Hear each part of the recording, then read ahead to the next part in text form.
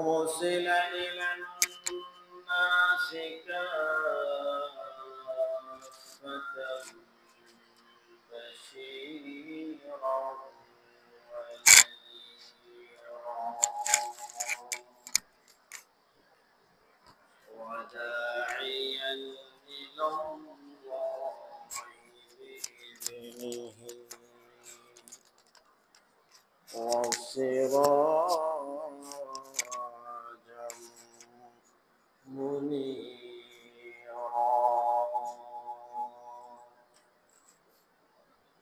أما بعد فأعوذ بالله من الشيطان الرجيم.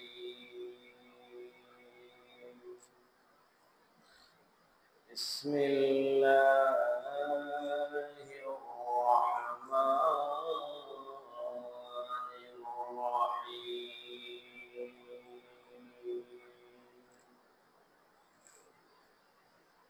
وإنك لعلى خلق عظيم.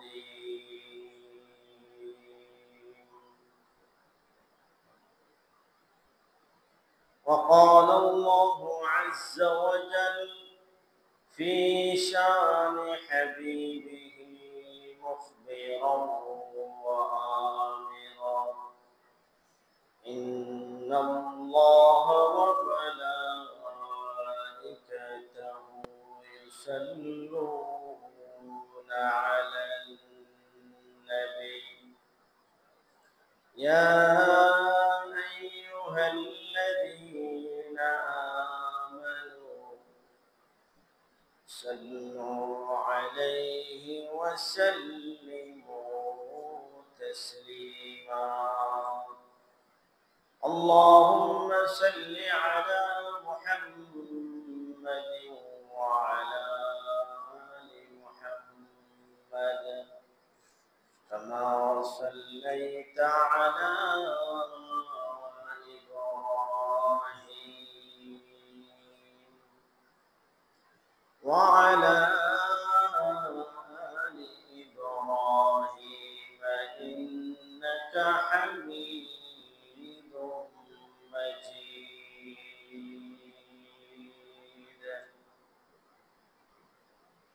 اللهم بارك على محمد وعلى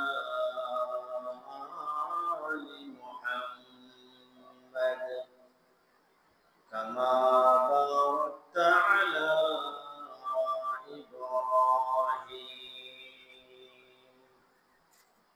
وعلى آل إبراهيم إنك حميد مجيد. سبحانك لا علم لنا إلا ما علمتنا إنك أنت العليم الحكيم. رب اشرح لي صدري ويسر لي أمري واحلل عقدة من لساني يفقه قولي. سبحانك لا علم لنا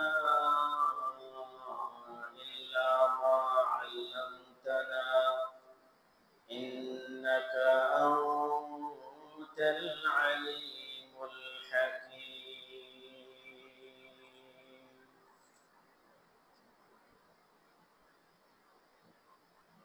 وأحسن منك لم تر قط عيني وأجمل منك لم تلد النساء. خلقت مبرأ من كل عيب خلقت مبرأ من كل عيب كأنك قد خلقت كما تشاء بلغ العلا بكماله كشف الدجى بجماله حسنت جميع خصاله صلوا عليه وآله चमकता रहेगा तेरे रोज़े का जाली चमकता रहेगा तेरे रोज़े का जाली दमकता रहेगा तेरे रोज़े का मंज़र दमकता रहेगा तेरे रोज़े का मंज़र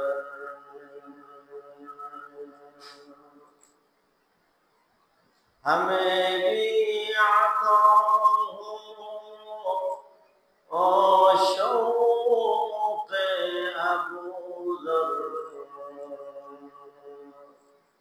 हमें भी आता हो ओ शौक़ अबू ज़र हमें भी आता हो ओ शौक़ बिलाली हमें भी आता हो वो शौक़ बिलाली अल्हम्दुलिल्लाह महान रब्बुल आलमीन दरबार शुक्रिया যে মহান রব্বুল আলামিন আমাদেরকে আজ মহাবাদী দুনিয়ার সমস্ত ঝামেলা থেকে ফারিগ করে আল্লাহ পাক রব্বুল আলামিন আমাদেরকে মসজিদে আসার তৌফিক দান করেছেন। তাই আমরা মহান রব্বুল আলামিনের দরবারে শুকরিয়া আদায় করি আলহামদুলিল্লাহ। মুহতারাম হাজিরিন, রবিউল আউয়াল থেকে নবীজি সাল্লাল্লাহু আলাইহি ওয়াসাল্লামের সিরাত নিয়ে আমাদের আলোচনা চলছিল। রাসূলুল্লাহ সাল্লাল্লাহু আলাইহি ওয়াসাল্লামের সিরাত, তার জীবনী, তার জীবন আলোচনা এত বিশাল যে বছরকে বছর ওয়াজ করে শেষ করার মতো নয়, আলোচনা করে শেষ করার মতো।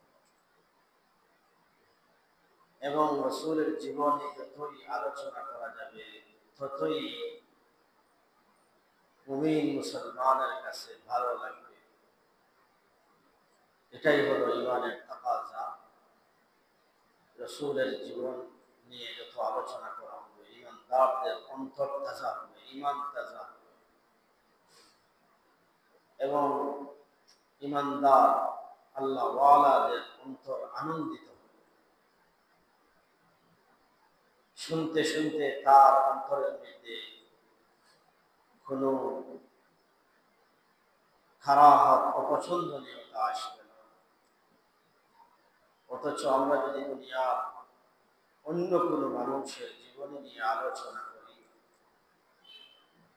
উনি যতই সমাজসেবী হন না কেন, যত বড় লোক হন না কেন, ওনার জীবনী এক দুইবার শুনলে পরে তৃতীয়বার চতুর্থবার শুনতে মন চাইবে না। একটা অপছন্দনীয়তা চলে আসবে যে ওনার জীবনী আর কত শুনব। রাসূলুল্লাহ সাল্লাল্লাহু আলাইহি ওয়াসাল্লাম এমন এক মহামানব,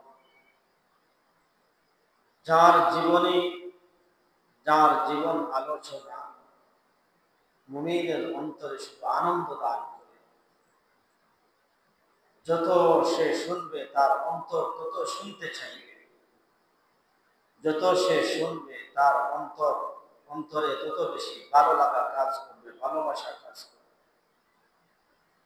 এটাই তার ঈমানের পরিচয়। মুহতারাম হাজিরিন, আমরা গত জুমার আগের জুমায় আলোচনা করেছিলাম রাসূলুল্লাহ সাল্লাল্লাহু আলাইহি ওয়াসাল্লামের সাথে যখন এক পর্যায়ে খাদিজাতুল কুবরা রাদিয়াল্লাহু তাআলা আনহা বিবাহের প্রস্তাব শুরু হইল। খাদিজা রাদিয়াল্লাহু তাআলা আনহা নিজেই প্রস্তাব দিলেন রাসূলুল্লাহ সাল্লাল্লাহু আলাইহি ওয়াসাল্লামের কাছে। রাসূলুল্লাহ সাল্লাল্লাহু আলাইহি ওয়াসাল্লাম তখন খাদিজা রাদিয়াল্লাহু তাআলা আনহাকে উত্তর দিয়েছিলেন যে আমার চাচা আবু তালিব আছেন, আমার চাচা হামজা আছেন, ওনাদের সাথে পরামর্শ করে আমি আপনাকে জানাই। আল্লাহ রাসূল একা কোনো সিদ্ধান্ত নেন নাই, ওনার অভিভাবকের কথা বলেছেন, চাচার কথা বলেছেন। যেহেতু বাবা এবং মা দুনিয়াতে ছিলেন না, দাদাও দুনিয়াতে ছিলেন না, চাচারা ছিলেন, এজন্য খাদিজা রাদিয়াল্লাহু তাআলা আনহাকে বললেন যে আমি আমার চাচার সাথে পরামর্শ করে আপনাকে জানাই। রাসূলুল্লাহ সাল্লাল্লাহু আলাইহি ওয়াসাল্লাম ওনার চাচা হযরত হামজা রাদিয়াল্লাহু তাআলা আনহুকে জানাইলেন যে এরকম মক্কার ধনাঢ্য মহিলা, ধনী মহিলা খাদিজাতুল কুবরা উনি আমাকে বিয়ের প্রস্তাব দিয়েছেন। হামজা রাদিয়াল্লাহু তাআলা আনহু রাসূলের চাচা, হামজা রাদিয়াল্লাহু তাআলা আনহু খাদিজার বাবা, খাদিজা রাদিয়াল্লাহু তাআলা আনহা এর বাবা খুয়াইলিদ ইবনে আসাদের সাথে পরামর্শ করলেন। খুয়াইলিদ ইবনে আসাদ এর সাথে পরামর্শ করে বিবাহের দিন তারিখ নির্ধারিত হইল। 20টা উট মোহর নির্ধারণ করে রাসূলুল্লাহ সাল্লাল্লাহু আলাইহি ওয়াসাল্লাম হযরত খাদিজাতুল কুবরা রাদিয়াল্লাহু তাআলা আনহাকে বিবাহ করলেন। তখন খাদিজা রাদিয়াল্লাহু তাআলা আনহা এর বয়স ছিল 40 বছর। যখন রাসূলুল্লাহ সাল্লাল্লাহু আলাইহি ওয়াসাল্লামের সাথে খাদিজা রাদিয়াল্লাহু তাআলা আনহা এর বিবাহ হয়, তখন খাদিজার বয়স ছিল কত বছর? 40 বছর। প্রায় বুড়া বয়সে উপনীত একজন মহিলা। রাসূলুল্লাহ সাল্লাল্লাহু আলাইহি ওয়াসাল্লামের বয়স ছিল 25 বছর, কেউ 26, 27 বলেছেন, অর্থাৎ 30 এর ভিতরে ছিল রাসূলের বয়স। প্রায় 10 থেকে 15 বছর বয়সে বড় একজন মহিলাকে রাসূলুল্লাহ সাল্লাল্লাহু আলাইহি ওয়াসাল্লাম প্রথমে বিবাহ করলেন। 20টা উট মোহর হিসাবে দিয়ে, এবং এটাই ছিল রাসূলুল্লাহ সাল্লাল্লাহু আলাইহি ওয়াসাল্লামের প্রথম বিবাহ। কানাত আউয়ালু ইমরাতিন তাযাওয়াজাহা রাসূলুল্লাহ সাল্লাল্লাহু আলাইহি ওয়াসাল্লাম ওয়া লাম ইয়াতাযাওয়াজ আলাইহা গায়রাহা হাত্তা মাত। খাদিজা রাদিয়াল্লাহু তাআলা আনহা এর সাথে রাসূলের এটাই প্রথম বিবাহ ছিল, এবং যতদিন খাদিজাতুল কুবরা রাদিয়াল্লাহু তাআলা আনহা জীবিত ছিলেন, রাসূলুল্লাহ সাল্লাল্লাহু আলাইহি ওয়াসাল্লাম আর কোনো বিবাহ করেননি। খাদিজা রাদিয়াল্লাহু তাআলা আনহা এর বিবাহের আগেও কোনো বিবাহ আল্লাহর রাসূল করেননি। খাদিজা যতদিন পর্যন্ত জীবিত ছিলেন রাসূলের ঘরে, ততদিন পর্যন্ত রাসূলুল্লাহ সাল্লাল্লাহু আলাইহি ওয়াসাল্লাম কোনো বিবাহ করেন। রাসূলের বিবাহ নিয়ে যারা মন্তব্য করে, যারা বলে, এই সমস্ত বিধর্মীরা, ইসলাম বিদ্বেষীরা, নবীর শত্রুরা যারা বলে ইসলামের নবী মুহাম্মদ ছিলেন নারী নবী, নাউযুবিল্লাহ, এটাই বাস্তব প্রমাণ এবং দাঁত ভাঙ্গা জবাব এদের বিরুদ্ধে যে আল্লাহর রাসূল সাল্লাল্লাহু আলাইহি ওয়াসাল্লাম মাত্র 25 থেকে 30 বছরের একজন যুবক, একজন বালক, প্রায় 40 বছর একজন বয়সী একজন মেয়েকে বিবাহ করে, একজন মহিলাকে বিবাহ করে তার মৃত্যুর আগ পর্যন্ত তার সাথে সংসার করেছেন, বিবাহ করেন। খাদিজা রাদিয়াল্লাহু তাআলা আনহা এর মৃত্যুর পরে আল্লাহ রাসূল অন্য বিবাহ করেছেন। তাহলে এখান থেকে কি বোঝা গেল যে 40 বছর বয়সী একজন মহিলাকে নিয়ে ওই মহিলার হীন হায়াত পর্যন্ত, তার জীবন টাকা পর্যন্ত আর কোনো বিবাহ করেন। এতে কি প্রমাণিত হলো? আল্লাহ রাসূল সাল্লাল্লাহু আলাইহি ওয়াসাল্লাম মুঠেও নারী লোভী ছিলেন না। যারা এই কথা বলে এরা ইসলামের উপর বিদ্বেষ করে বলে, মুহাম্মদুর রাসূলুল্লাহ সাল্লাল্লাহু আলাইহি ওয়াসাল্লামের উপর হিংসাবশত বলে। কারণ হিংসার বশবর্তী হয়ে মানুষ যে কোনো কথাই বলতে পারে, এটা সত্য হোক আর মিথ্যা হোক। এমনকি অনেক মিথ্যা প্রোপাগান্ডা পর্যন্ত মানুষের উপরে চালিয়ে দেয় হিংসার কারণে। এমনই একটা বিষয় যে রাসূলুল্লাহ সাল্লাল্লাহু আলাইহি ওয়াসাল্লামের উপর তারা চাপিয়ে দিয়েছে হিংসার বশবর্তী হয়ে। ইসলামের নবী মুহাম্মদ সাল্লাল্লাহু আলাইহি ওয়াসাল্লাম যে উনি ইসলামের নবী, এই ইসলামের নবী হওয়ার কারণে বিধর্মীরা হিংসাবশত এটা বলে। আমরা এই সমস্ত কথার ধিক্কার জানাই। তো মুহতারাম হাজরিন, রাসূলুল্লাহ সাল্লাল্লাহু আলাইহি ওয়াসাল্লাম হযরত খাদিজাতুল কুবরা রাদিয়াল্লাহু তাআলা আনহাকে বিবাহ করলেন। রাসূলুল্লাহ সাল্লাল্লাহু আলাইহি ওয়াসাল্লামের যত সন্তান হয়েছেন, একজন সন্তান ব্যতীত সব সন্তান হযরত খাদিজাতুল কুবরা রাদিয়াল্লাহু তাআলা আনহা এর গর্ভজাত। শুধু একজন সন্তান, ওনার নাম ছিল ইব্রাহিম। উনি হুজুর সাল্লাল্লাহু আলাইহি ওয়াসাল্লামের আরেকজন স্ত্রী মারিয়া কিবতিয়া রাদিয়াল্লাহু তাআলা আনহা, ওনার গর্ভজাত ছিলেন। বাকি সব সন্তানরা ছিলেন হযরত খাদিজাতুল কুবরা রাদিয়াল্লাহু তাআলা আনহা এর গর্ভের। রাসূলের 11 জন স্ত্রীদের মধ্য থেকে মাত্র এই 2 জনের ঘরে সন্তান হয়েছে, বাকি 9 জনের ঘরে কোনো সন্তান হয়নি। একজনের নাম ছিল ইব্রাহিম, যিনি মারিয়া কিবতিয়া রাদিয়াল্লাহু তাআলা আনহা এর ঘরে গর্ভজাত ছিলেন। আরেকজনের নাম ছিল কাসিম, উনি হলেন হযরত খাদিজাতুল কুবরা রাদিয়াল্লাহু তাআলা আনহা এর গর্ভজাত। এজন্য রাসূলুল্লাহ সাল্লাল্লাহু আলাইহি ওয়াসাল্লামকে আবুল কাসিম বলা হতো, মানে কাসিমের বাবা। একজন সন্তান ছিলেন কাসিম, আরেকজন সন্তান ওনার নাম আবার তাইয়িব, কাসিম তাইয়িব। কাসিমও ওনার নাম, আবার তাইয়িবও কি ওনার নাম। আরেকজন ছিলেন তাহির, রাসূলের তৃতীয় ছেলে সন্তান, ওনার নাম ছিল কি তাহির। ইব্রাহিম, কাসিম, তাহির, আর তাইয়িব হলো ওই কাসিমেরই নাম। আর মেয়েরা হলেন যায়েনব রাদিয়াল্লাহু তাআলা আনহা, হযরত রুকাইয়া রাদিয়াল্লাহু তাআলা আনহা, হযরত উম্মে কুলসুম রাদিয়াল্লাহু তাআলা আনহা ও ফাতিমাতুজ জাহরা রাদিয়াল্লাহু তাআলা আনহা।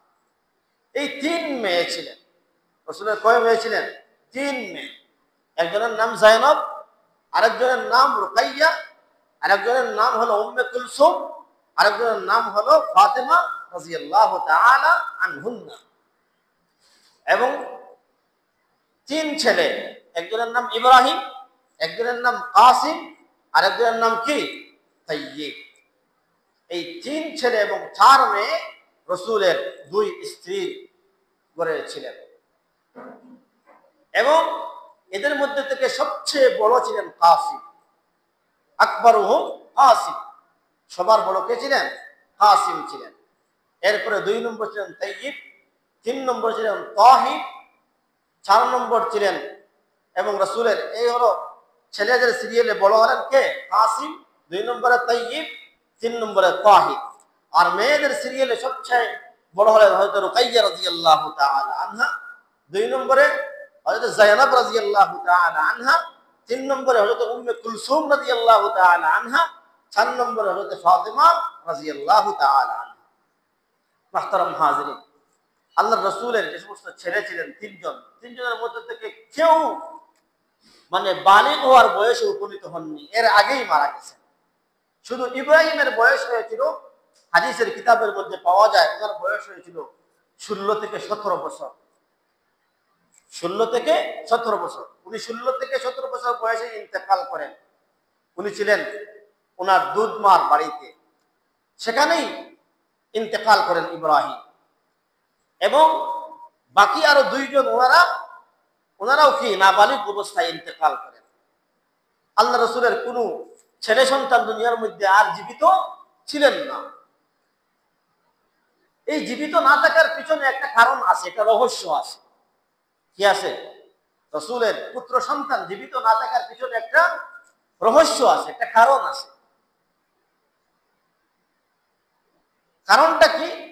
কারণ হলো, আমরা যদি অতীত নবীদের দিকে তাকাই তাহলে দেখি আমরা হযরতে ইয়াকুব আলাইহিস সালামের ছেলে হযরতে ইউসুফ আলাইহিস সালাম নবী ছিলেন।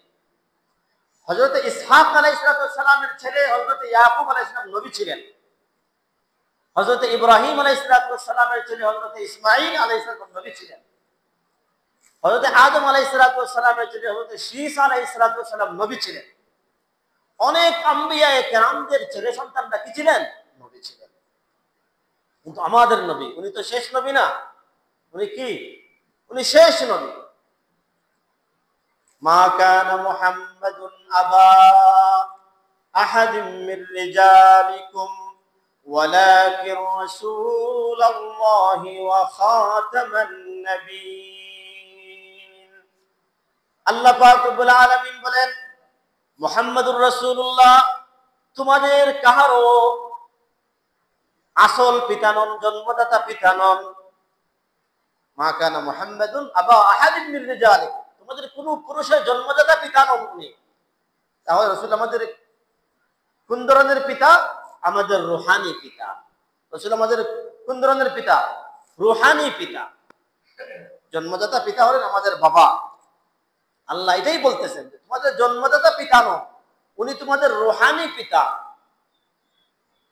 ওয়ালাকিন রাসূলুল্লাহ ওয়া খাতামান নাবিয়্যিন, এবং উনি শেষ নবী। উনি কি? শেষ নবী। উনার পরে আর কোন নবী নাই। আল্লাহ রাসূল সাল্লাল্লাহু আলাইহি ওয়াসাল্লাম যেহেতু শেষ নবী, এজন্য উনার সন্তানাদিকে যদি দুনিয়াতে রাখা হয় আর নবুয়তি না দেওয়া হয়, তাহলে অন্যান্য নবীদের চাইতে রাসূলের স্তর ঘটে যাবে, কমে যাবে। অন্যান্য নবীদের সন্তানাদিও নবী ছিলেন, কিন্তু মুহাম্মদ সাল্লাল্লাহু আলাইহি সাল্লামের সন্তানাদি কি ছিলেন না? নবী ছিলেন। অতএব যেহেতু আল্লাহ পাক রব্বুল আলামিন নবুয়তের সমাপ্তি দিয়েছেন, আর কেউ নবী হবেন না, আর রাসূলের সন্তানকে দুনিয়াতে রেখে নবুয়তি না দিলেও রাসূলের সম্মানের স্তর কমে যাবে। এজন্য নাবালিগ থাকা অবস্থায় আল্লাহ কি ওনার কাছে নিয়ে গেছেন। ওনার কাছে কি করেছেন? এখন প্রশ্ন হইতে পারে, তাহলে দিলেন কেন? নবুয়তি যদি না দেওয়ার কথা, তাহলে কেন দিলেন? একবারে না দিলেই তো হইতো। দিয়ে আবার কেন বালিগ হওয়ার আগে মৃত্যু ঘটাইলেন? এটা একটা প্রশ্ন না? তাহলে তো না দিলেই হইতো, দিলেন কেন? আল্লাহ পাক রব্বুল আলামিন ভবিষ্যতের সমস্ত খবর জানেন। জানেন না ভবিষ্যতে কি হবে না হবে, রাসূলকে কে কোন ধরনের কটাক্ষ করবে, কি কথা দিয়ে রাসূলকে কষ্ট দিবে, যা আল্লাহ জানেন। যা আল্লাহ জানেন যে আমার নবীকে এক সময় তারা নির্বংশ বলবে। মক্কার কাফিরেরা কি বলবে? নির্বংশ বলেছেও। আল্লাহ সূরা কাউসারে বলেছেন যে এরা নবীকে নির্বংশ বলে, যেটা আমাদের সমাজের ভাষায় বলা হয় আটগুরা। কি বলা হয়? আটগুরা। এটা গালি না যে এই মেয়ের ঘরে কোনো সন্তান জন্ম নেয় না, সে আটগুরা। এটা বেশি সম্বন্ধ করা হয় মেয়ের উপর দিকে। আসলে শুধু মেয়েরা আটগুরা হয় না, শুধু মেয়েরা হাটগুরা হয় না, পুরুষরাও হয়। পুরুষরাও কি হয়? এই গালি যে দিবে এটা আল্লাহর জানা আছে। এই জন্য আল্লাহ পাক রব্বুল আলামিন মেয়েও দিয়েছেন, ছেলেও দিয়েছেন, যাতে এরা যে গালি দিবে, এই গালিটা রাসূলুল্লাহ সাল্লাল্লাহু আলাইহি ওয়াসাল্লামের মনে কষ্টের কারণ না হয়। এজন্য ছেলেও দিয়েছেন, মেয়েও দিয়েছেন। এজন্য এদের এই আটকুরা গালি দেওয়া, আফতার গালি দেওয়া, আফতার মানে আটকুরা, নির্বংশ। ইন্না শানিআকা হুয়াল আফতার, যেটা আল্লাহ বলেছেন এরাই নির্বংশ। রাসূল আপনি নির্বংশ নয়, এরাই নির্বংশ। যারা আপনাকে বলে নির্বংশ তারাই নির্বংশ। তাদের কোনো নাম নিশানা দুনিয়ার মধ্যে থাকবে না, আপনার নাম কিয়ামত পর্যন্ত চলতে থাকবে। আপনার নাম, আজ বিশ্বের মধ্যে 5 বার দৈনিক আযান হয়, আমরা বলি না আশহাদু আন্না মুহাম্মাদার রাসূলুল্লাহ। সব জায়গায় কি একসাথে আযান হয়? সব জায়গায় একসাথে আযান হয় না। বিশ্বের গুছায় গুছায় মিনিটে মিনিটে আযানের সুর হইতেছে। এতএব বোঝা গেল মিনিটে মিনিটে সেকেন্ডে সেকেন্ডে রাসূলের নাম উচ্চারিত হইতেছে এই বিশ্বের বাতাসে, আকাশে।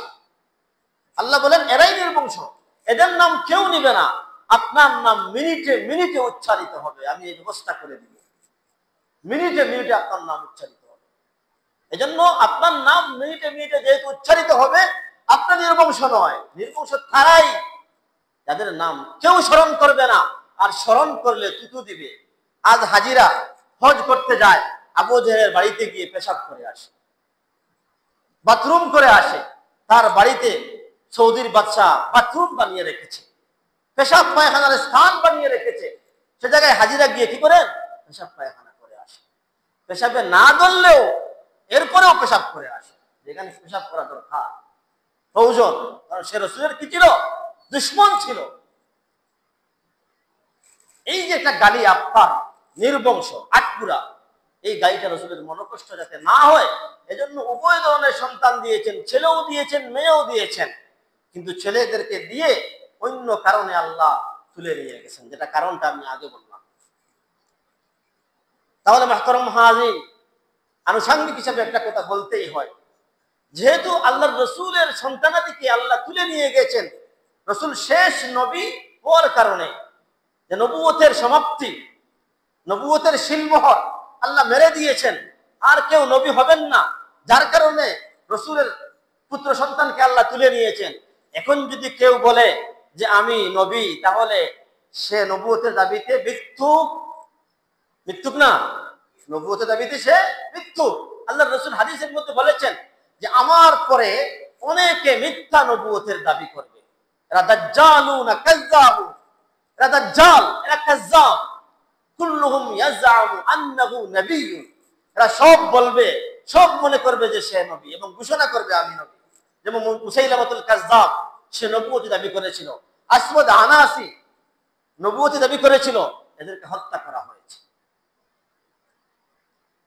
আল্লাহ রাসূল কি বলেছেন? আনা খাতামুন নাবিয়্যিন, আমি সমস্ত নবীদের সমাপ্তি, লা নাবিয়্যা বাদি, আমার পরে কোন নবী এই দরায় আগমন করবেন না। এই দরায় কি ঈসা আলাইহিস সালাম আসবেন কিয়ামতের আগে, কিন্তু উনি নবী হিসেবে আসবেন না। নবী হিসেবে কেউ আর এই দুনিয়ার মধ্যে আগমন করবেন না। আনা খাতামুন নাবিয়্যিন লা নাবিয়্যা বাদি, আমার পরে আর কোন নবী নাই।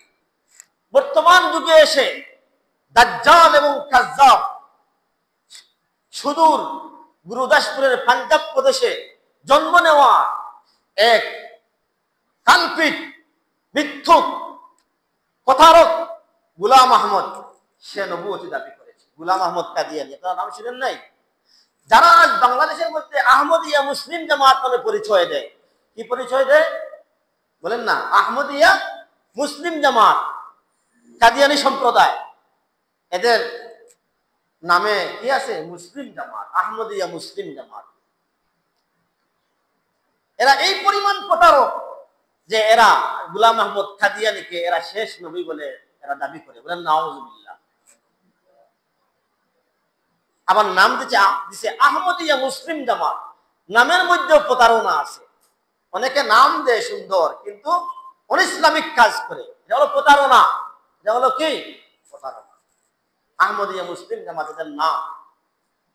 ঢাকা বকশীবাজারে এদের অফিস আছে, সেখানে গিয়ে দেখবেন বড় করে লেখা লা ইলাহা ইল্লাল্লাহ মুহাম্মাদুর রাসূলুল্লাহ। আপনাদেরকে যখন আমরা বুঝাই যে কাদিয়ানীরা এরা কাফির, তখন আপনারা যখন বকশীবাজারে যাবেন, তখন দেখবেন লেখা লা ইলাহা ইল্লাল্লাহ মুহাম্মাদুর রাসূল, তখন আপনারা বলবেন যে কি হুজুররা ভুলভাল আমাদেরকে বুঝায়, এরার কলিমাও তো দেখা যায় লা ইলাহা ইল্লাল্লাহ মুহাম্মাদুর রাসূল, এরা কি বলে হুজুররা? যে এরা আমাদের নবীকে শেষ নবী মানে না। কিন্তু এই লা ইলাহা ইল্লাল্লাহ মুহাম্মাদুর রাসূলুল্লাহর মধ্যে তাদের প্রতারণা আছে। কি আছে? আপনি বুঝবেন যে আমরা আপনাদেরকে ভুল বুঝাইতেছি। এরাও তো দেখা যায় ওই কলিমা পড়ে, আমরাও তো ওই কলিমা পড়ি। যে কলিমা পড়ে আমরা মুসলমান হইলাম, এরা কাফির হয় কিভাবে? ঠিক না? যে কলিমা পড়ে আমরা মুসলমান হইলাম, ওই কলিমা তারা পড়ে কাফির হয় কিভাবে? এরা হুজুর আমাদেরকে কি বলে? এদের কাছে কি কোনো তথ্য নাই? এরা কি কোনো কিছু জানে না দুনিয়ার? মুসলমানরা এইভাবে ধোঁকা খায়। আর এরা এই সমস্ত ব্রিটিশের গোলামরা, এরা ব্রিটিশের গোলাম। এই গোলাম আহমদ কাদিয়ানী ব্রিটিশের গোলাম ছিল। এই ব্রিটিশের গোলামরা ব্রিটিশ থেকে আজ পর্যন্ত অর্থ সম্বল এরা পেয়ে মুসলমানদেরকে ঠান্ডা মাথায় ধোঁকা দিচ্ছে। এরা ঠান্ডা মাথায় ধোঁকা দিচ্ছে। এখন বলবেন এই লা ইলাহা ইল্লাল্লাহর মর্মার্থ কি? এই লা ইলাহা ইল্লাল্লাহর মর্মার্থ হলো এদের যত কি বই আছে, এদের কয়েকটা বই, প্রত্যেকটা বইয়ের মধ্যে লেখা যে পাঞ্জাবের গুরুদাসপুরে যে গোলাম আহমদ কাদিয়ানী, ওনার নাম হলো আহমদ। আর ওই আহমদ আল্লাহ পাক রব্বুল আলামিন যে কোরআনের মধ্যে বলেছেন মা কানা মুহাম্মাদুন আবা আহাদিন মিন রিজালিকুম, এই মুহাম্মদ বলতে আমাদের ওই পাঞ্জাব প্রদেশের গোলাম আহমদ কাদিয়ানী। বলেন নাউজুবিল্লাহ। দেখছেন কোরআন শরীফ কিরকম অপব্যাখ্যা করছে। যে এদের বই পড়তে হবে। আমাদের উলামায়ে কেরামরা পড়েন, বুঝেন, এই জন্য আপনাদেরকে বলেন। না পড়লে তো কোনো কিছু জানা যাবে না। এদের এই সমস্ত বইয়ে কি লেখা যে মা কানা মুহাম্মাদুন বলতে এই মুহাম্মদ, কুরআনুল কারীমে যে মুহাম্মদ বলা হয়েছে, ইসমুহু আহমদ, সূরা সফের মধ্যে যে আহমদ বলা হয়েছে, উনি হলেন আমাদের পাঞ্জাবের গুরুদাসপুরে জন্ম নেওয়া এই গোলাম আহমদ কাদিয়ানীর নাম হলো এই কুরআনুল কারীম। আর আমরা এই অর্থে লা ইলাহা ইল্লাল্লাহ, নেই কোনো মাবুদ আল্লাহ ছাড়া, আর মুহাম্মদ পাঞ্জাবের গুরুদাসপুরের মুহাম্মদ হলো আল্লাহর রাসূল। বলেন নাউজুবিল্লাহ। দেখছেন দুঃখটা? আপনি তো বুঝতেছেন মনে হয় মোহাম্মদ, আমরা যে নবীকে মোহাম্মদ যে নবী মানি, উনি আসলে উনি না। এদের কিতাব প্রমাণ, এদের বই প্রমাণ, এদের পুস্তিকা প্রমাণ, যারা ব্যাখ্যা করেছে যে এই মুহাম্মদুর রাসূলুল্লাহ মানে পাঞ্জাবের গুরুদাসপুরে এই দাজ্জাল জন্ম নেওয়া গোলাম আহমদ কাদিয়ানী হলো সেই মুহাম্মদ, প্রতিশ্রুত সেই মুহাম্মদ। যে মুসলমান সাবধান, এরা ব্রিটিশ থেকে, এরা বিধর্মী থেকে টাকা পয়সা দিয়ে যখন আপনি সরল মনে ঢুকে যাবেন, আপনাকে বলবে ঠিক আছে এই হুজুর আপনাদেরকে ভুল বোঝায়, আপনারাও তো দেখেন না এখানে কলিমা লেখা আছে, আপনাকে পুরা কথা ভাঙবে না, দেখেন না এখানে কি লেখা, আপনি পড়ে মুহাম্মদুর রাসূলুল্লাহ লেখা, ওতে কি বোঝায় এরা? আপনি বলবেন ঠিকই তো। তখন আপনাকে ঢুকাইবে, ঢুকানোর পরে আপনাকে অর্থ দিবে, টাকা দিবে, পয়সা দিবে। কারো টাকা খাওয়ার পরে আটার থেকে ছুটা যায়, তার থেকে ছুটা যায়। তখন বলবে ছুটলে তোমার জীবন শেষ, টাকা 2 লক্ষ 3 লক্ষ টাকা খাইছে গুলা দেব। তখন সে ছুটতে চাইলেও ভিতরে ঢুকে যখন বুঝবে এরা তো আমাকে প্রতারণা করেছে, আমার ঈমান নিয়ে গেছে এরা, তখন আর চাইলেও বের হইতে পারবেন না, চাইলেও বের হইতে পারবেন না। এজন্য মুসলমান সাবধান, এরা কাফির। বলেন কাফির, কাদিয়ানী কাফির, কাদিয়ানী। এবং ওরা রাষ্ট্রীয়ভাবে এটা চাই যে কাদিয়ানীকে কাফির ঘোষণা করা হোক, ঠিক না? এরা কাফির।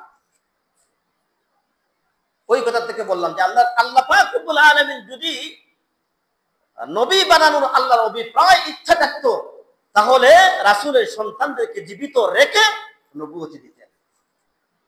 দিবেন না বলে নবুয়তের সমাপ্তির খাতেমা মোহর শিল লাগিয়ে দিয়েছেন যে আর নবী আসবেন না, এই জন্য বালিগ হওয়ার আগে তুলে নিয়েছে। আর এই দাজ্জালটা কি বলে,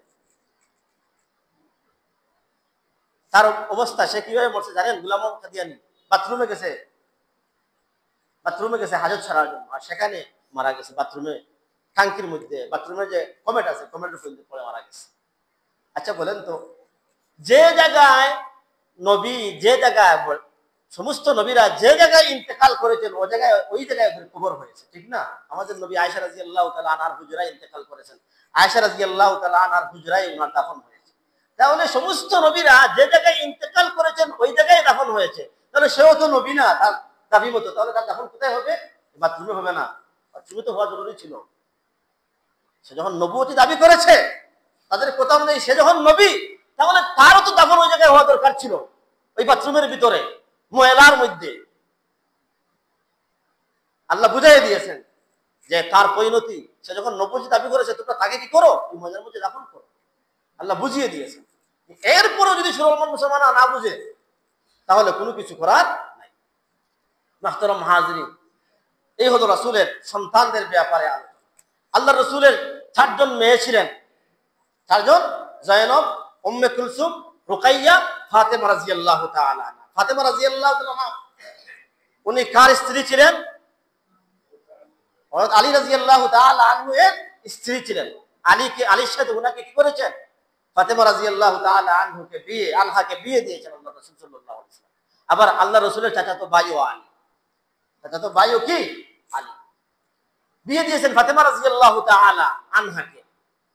ফাতেমা রাদিয়াল্লাহু তাআলা আনহা আলী রাদিয়াল্লাহু তাআলা আনহুর ঘরে যাওয়ার পরে এত গুরবতী আর অভাবের সংসার, এত অভাবের সংসার।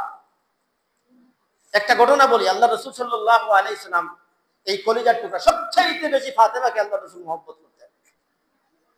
আল্লাহ রাসূল মান আযা ফাতিমাতা ফাকাদ আযানি, যে ফাতিমাকে কষ্ট দিবে সে আমাকে কষ্ট দিবে। আল্লাহ রাসূল এরকম বলেছেন, মান আযা ফাতিমাতা ফাকাদ আযানি, যে ফাতিমাকে কষ্ট দিবে সে আমাকে কষ্ট দিবে।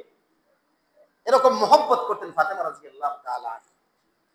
একদিন রাসূলকে খবর দিয়েছেন, খবর দিয়ে বললেন, আব্বাজান দেখেন আমার হাতের অবস্থা, আমি কূপ থেকে পানির রশি টানতে টানতে আমার হাতের হালত দেখেন আপনি।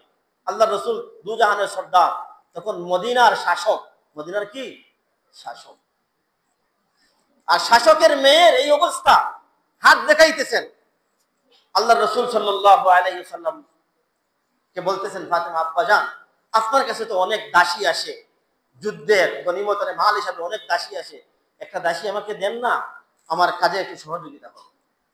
আল্লাহ রাসূল বলেন, ফাতেমা তুমি কি চাইতেছো আমার কাছে, তুমি কি চাইতেছো? রাসূলুল্লাহ আপনাকে বলতেছি একটা দাসী দেওয়ার জন্য।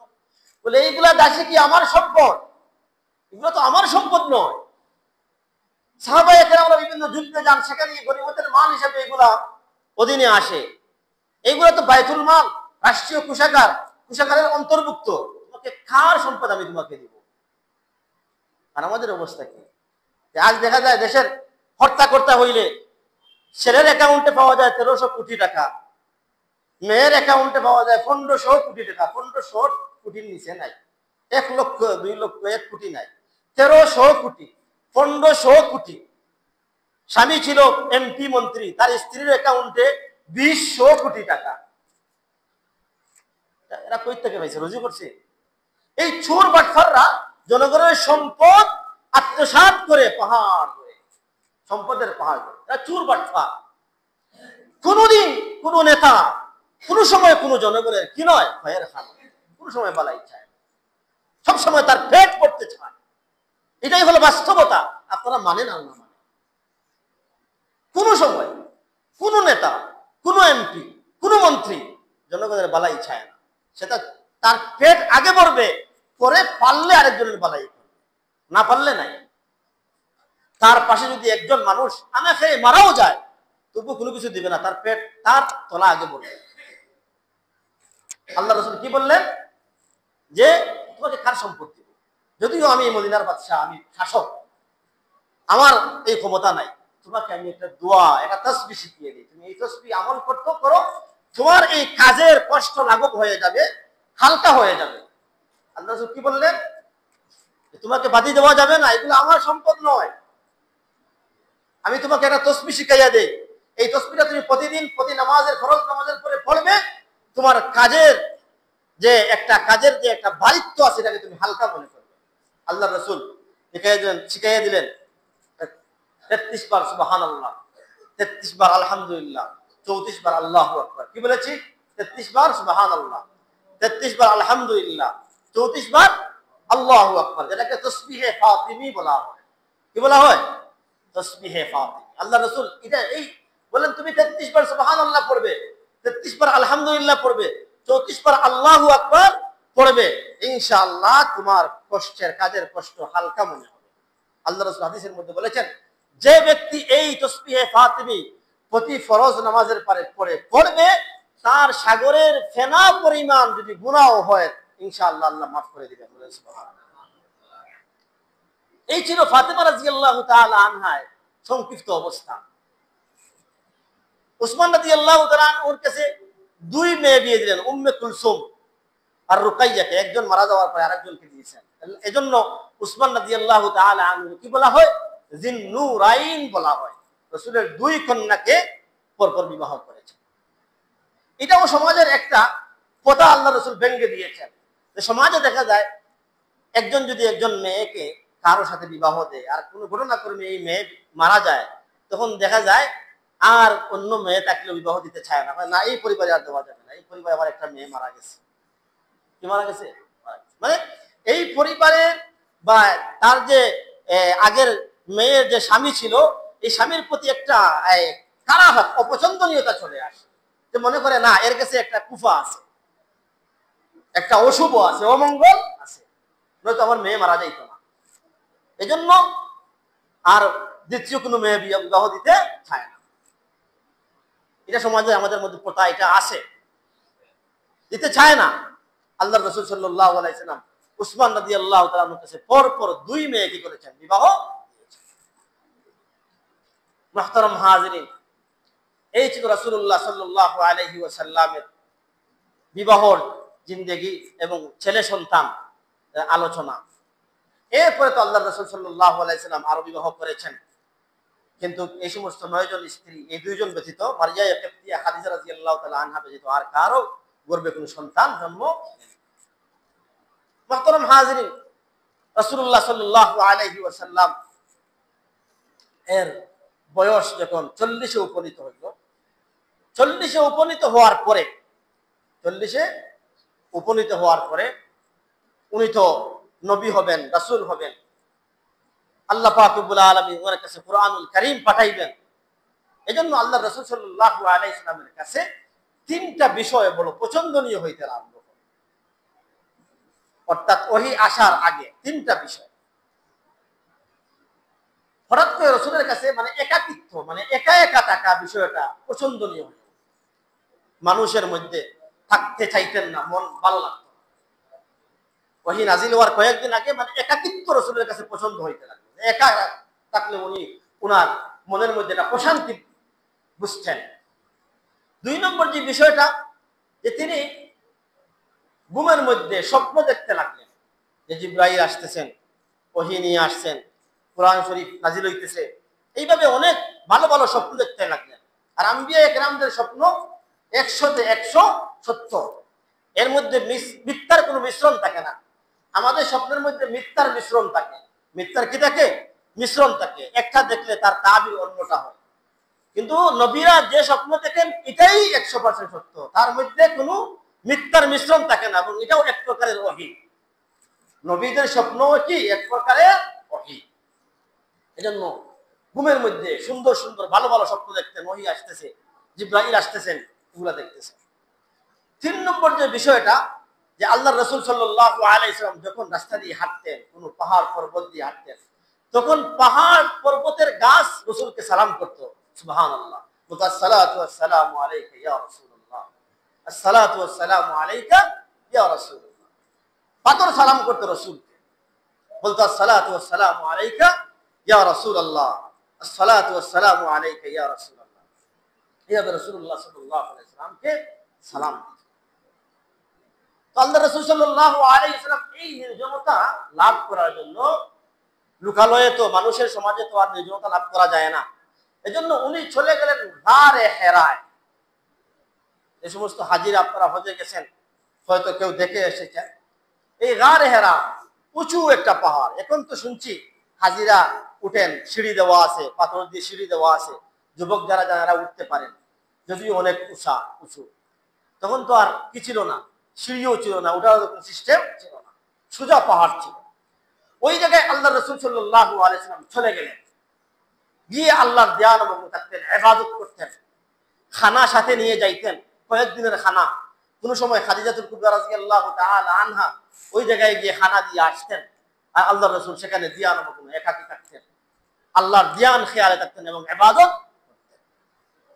এখন প্রশ্ন হলো, রাসূলুল্লাহ সাল্লাল্লাহু আলাইহি ওয়াসাল্লাম কেন যে এই লোকালয়ে ছেড়ে, সমাজ ছেড়ে, কেন ওনার কাছে একাকিত্ব পছন্দনীয় হয়ে উঠলো, এবং এই একাকিত্ব উনি লাভ করার জন্য উনি কেন গাড়ে হেরায় চলে গেলেন, এটা একটা প্রশ্ন।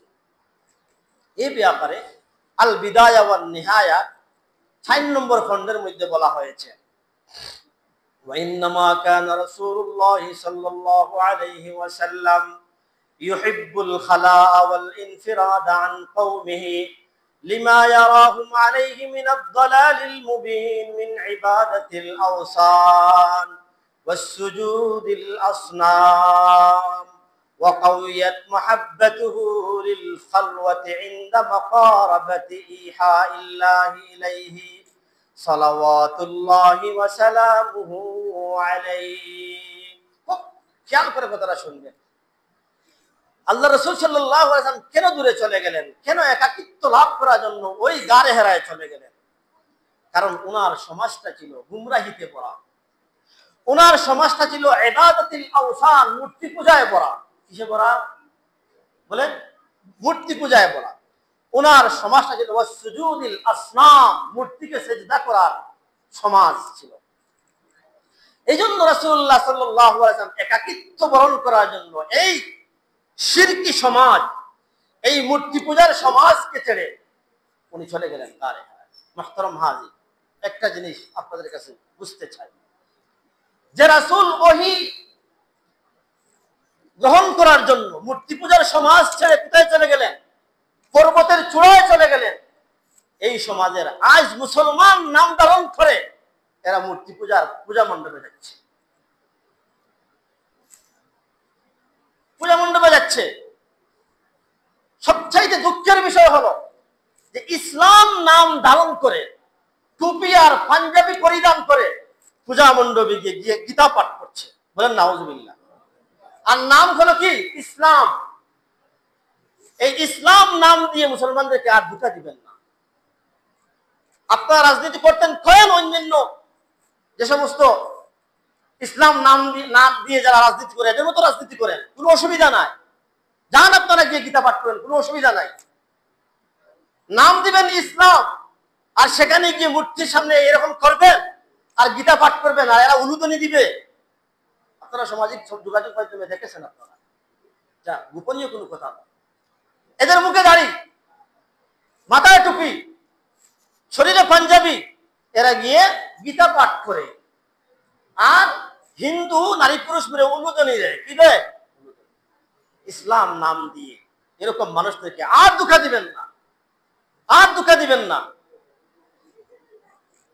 আপনারা যান, কোনো অসুবিধা নাই। অন্যান্য রাজনীতিক দলরা যাইতেছে, কোনো অসুবিধা নাই। এদের নামে শুরুতে ইসলাম নাই, পিছনেও ইসলাম নাই, শুরুতেও নাই, পিছনেও ইসলাম নাই। কোনো অসুবিধা নাই, যান, ইসলাম নাম বাদ দিয়ে যান। কেউ কোনো কিছু বলবেন না। টুপি নিয়ে যাইয়েন না, দাড়ি পাঞ্জাবি নিয়ে যাইয়েন না। আমরা তো বুকে হাত দিয়ে বলতে পারবো। কেউ এরকম বলুক যে আমাদের কওমি উলামায়ে কেরাম যারা ইসলামী সিয়াসত করেন, বলেন জমিয়ত, বলেন খেলাফত, বলেন ইসলামী আন্দোলন, তারা গেছে এই জায়গায় গিয়ে শুভেচ্ছা জানাইছে, উলুদনি দিছে, গীতা পাঠ করছে। তোমরা কেন ইসলাম নাম দিয়ে মুসলমানদেরকে বেজ্জত করতেছো, ইসলামকে বেজ্জত করতেছো?